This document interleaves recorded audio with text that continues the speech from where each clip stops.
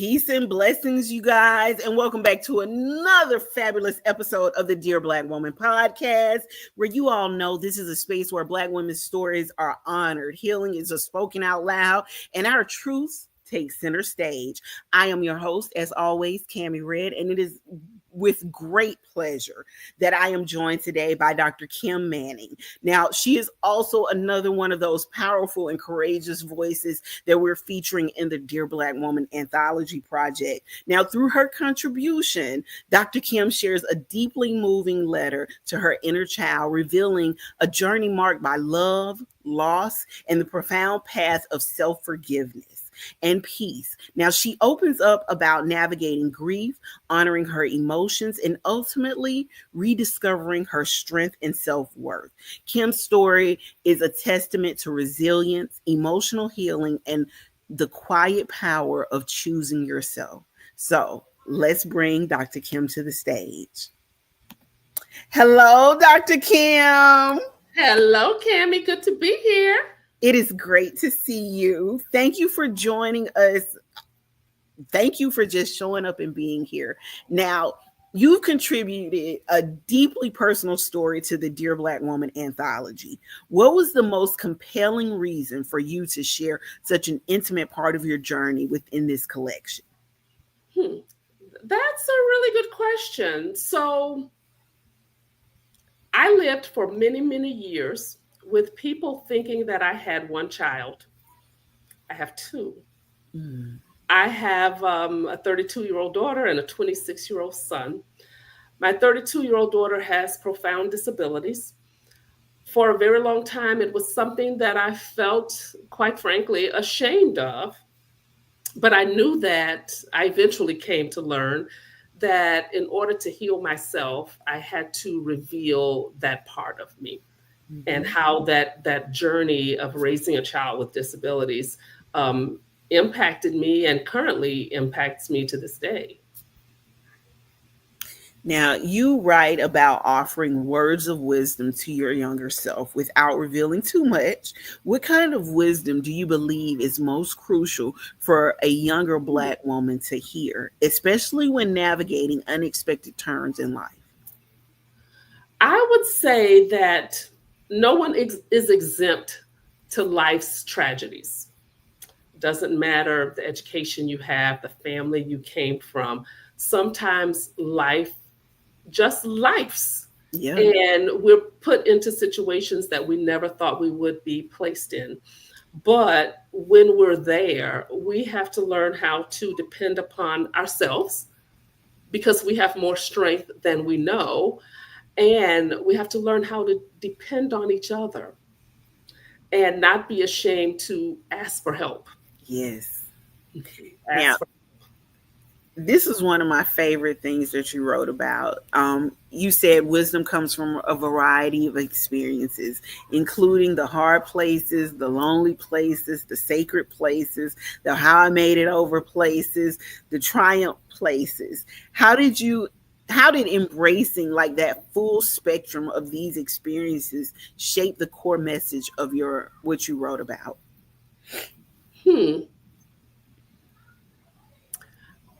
As old as I am, I'll say I'm 59. I just turned 59 on Saturday. Happy belated birthday. Thank you very much. Thank you very much. The big 60 next year. But in all of those years, trying to pull together all those pieces of myself. Yes, I have a lot of education. I was one of those people who just loved school. But wisdom comes from so many different places and from so many different people. People that we least expect can speak wisdom to our lives are often the people we need to speak wisdom into our lives. Yes. So to become, to become that whole person, I had to learn how to take all of that wisdom and recognize it for what it is. And I'll share with you, Cammie, I'm recently married in 2023. My husband and I are very different upbringings, very different career paths. But one of the things that attracted me to him was his sense of wisdom. That did not come from formal education, No, that did not. did not. But again, it took me all these years to recognize, listen to the wisdom, no matter where it comes from. Yes, Because God has given someone or some opportunity that's going to open up to give us the wisdom that we need. absolutely. Now, I love that. Now, you've mentioned in your story um, as being somewhere in the in between, a fairy tale life and a hard life, a blend of love, joy, difficulty, and loneliness mixed with triumph. What do you hope listeners or readers understand about the complexities of a black woman's journey through that portrayal? But before we even, I need to go back to something. Y'all Okay. noticed that Dr. Kim said that she'll be 60 next year. Y'all look at her skin. You see how black don't crack. Look at that. She don't look like she even close to 40, let alone 60. Good genes, good genes, good genes. Just that's that melanin in her skin. You see that? You see? Well, thank you, ma'am. No, but back to my question. What I was saying is now, what do you hope readers understand about the complexities of the black woman's journey? For me, I think oftentimes we think our journey is going to be lockstep because so much is expected of us, and we think that our journey is going to follow this straight path. You know, you go to college, you get an education, you find the love of your life, and you get married, and you have children, and you have the perfect career. Life does not happen that way, no matter how much we expect it to. And for me, that was a trying thing to understand, because when you've done all what you consider to be the right things Yes, and life doesn't turn out the way you thought it should, yes, oh, there's a lot of shame, there's a lot of guilt, there's a lot of diminishing yourself, like you and I talked about a yeah. little bit before the podcast started. um, and you have to recognize that there is no straight path, There and it is. doesn't matter who you are. It's not a straight path. It and the path. It's not even a curved path. It's just a. It is a go as it comes type of path. Absolutely, absolutely. And you have to be ready to roll with the punches, Yeah. make adjustments as necessary, pivot. And I can't say enough about asking for help. Yes. Yes. Yeah, I can't say enough about that. So let me ask you this: how did the process of writing about your deeply personal and maybe potentially triggering experience impact you emotionally as you went through this process? So my writing has been years in the making. Personal journals, diaries, etc., etc. But every time I revisit the story, Mm-hmm. I'm brought back to that place. Mm, So every time I revisit the story, there is a sense of loss, there's a sense of grief, there's a sense of why me, there's a sense of I'm going to never experience X, Y, and Z. So, although revisiting the story was triggering, it was also healing, if that right. makes sense. It does. It makes a lot of sense. Hmm. Now, how do you believe your contribution to the broader conversation around healing and empowerment for Black women will be received within the anthology? I hope that Black women come to recognize that, number one, we're not superheroes. Right. As much as we are told we are, or we would like to be, we are not. I would like Black women to know that there's nothing wrong with acknowledging your need for self care in terms of the mental health realm, because we all need that. And if we don't do that, we're going to find ourselves in this spiral. and we're going to keep ruminating on what we don't have versus focusing on what we do have and trying to use our gifts and talents to make the world a better place. I hope that Yeah. answers the question. That does. That did. You did that. You did. Now, within your story, you speak to the idea that choices matter, Mhm. options matter, your voice matters. For your younger self, for young Black women today facing significant life decisions, how does embracing their own voice empower them to choose paths that truly serve them? That little voice that you have inside, young Black woman, is a voice that can guide you and lead you in the way that you should go. And don't ignore it. I Yeah, would say, young Black woman, don't ignore it. Sometimes we're made to feel, especially when we're young, that that voice doesn't matter, or we're too young to really have that voice speaking to us. yeah, I would say, listen carefully. And even though other people will tell you that that's not really what you heard, you know best. yeah. Place of intuition, you know best. Because I know if I had listened to that voice in many different places in my life, I would have made different choices. Absolutely. That inner voice, that intuition, that discernment. How many times do we actually just say, okay, I hear it, but do we listen to it? Most of the time, we taking out matters into our own hands. That's right, absolutely.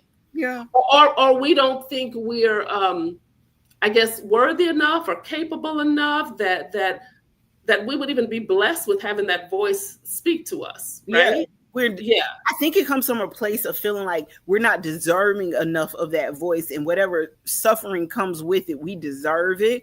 And that right there is something we have to get out of accepting and being okay with.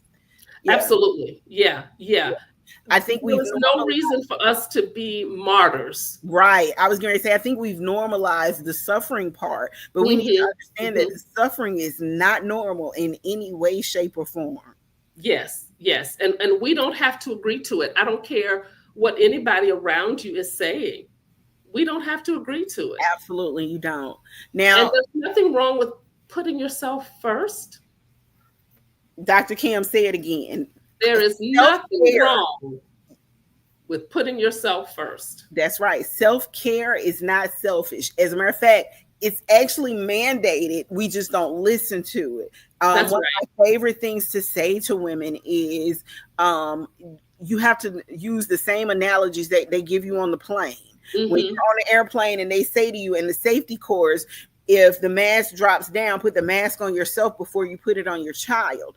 Literally, you need to save and take care of yourself before you try to save and take care of your child, your community, or anybody else, because that's Hmm. what's needed. Because otherwise, like, if you don't take care of yourself, then it's all for Neil. Yeah. That's right. Yeah, absolutely. Absolutely. So Now, it's definitely not a selfish thing. no.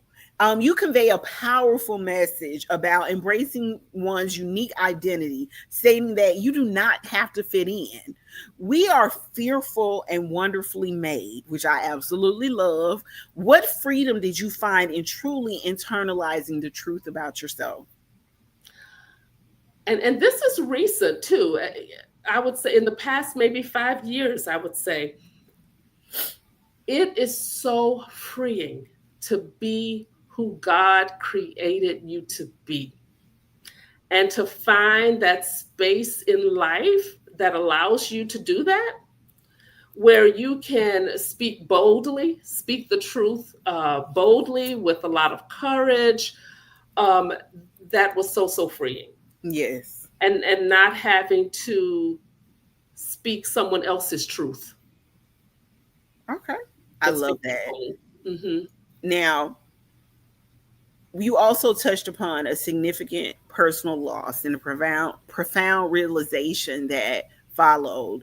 If we do not name it, we cannot heal from it, which is one of my favorite things to tell people, that if you don't acknowledge your trauma, there's no way that you can get over it. Hmm. What was the most challenging aspect of putting a name to the emotions that you were experiencing? Hmm.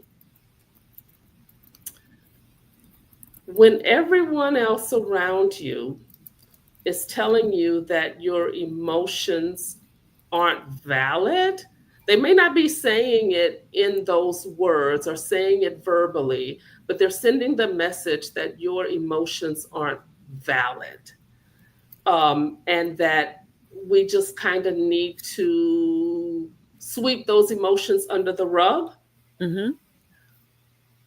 That was huge for me because I think as Black women, we've been taught, in many ways, not to talk about our emotions too much, or not to discuss family business outside of the family. Right. Until I did that, all the guilt, all the shame was just bottled up inside of me. So we have to, I can't say that enough, have to get it out and understand that God gave us emotions for a reason. Okay, say it again. We don't have to always act on them, Yes. but there's a reason that we have this ability to feel our emotions, Yes. whatever those emotions are. Now, beyond this anthology, what drives your passion for storytelling, particularly narratives that explore Mhm. maybe overcoming trauma, dealing with healing? What do you hope your broader body of works communicates with the world? I've always felt like I had a story or stories to tell. And I think that we learn from other people's stories. I'm always intrigued by hearing about other people's stories because you didn't just become the person you are today. There's Right. something that happened all along the way. And I hope that my story helps people understand that I wasn't always Dr. Kim Thomas Manning. I am this person who has different stories and experiences behind her, and all of those things have helped to shape the person she is today. And those stories and experiences can't be ignored. It's part of who I am. And I would hope that other women would come to embrace their stories, the good, the bad, and the ugly. I love it. Now, you've published personal stories before, one particular about your daughter. How does sharing such intimate aspects of your life, both in previous works and now in the anthology, sort of contribute to your own sense of purpose and fulfillment?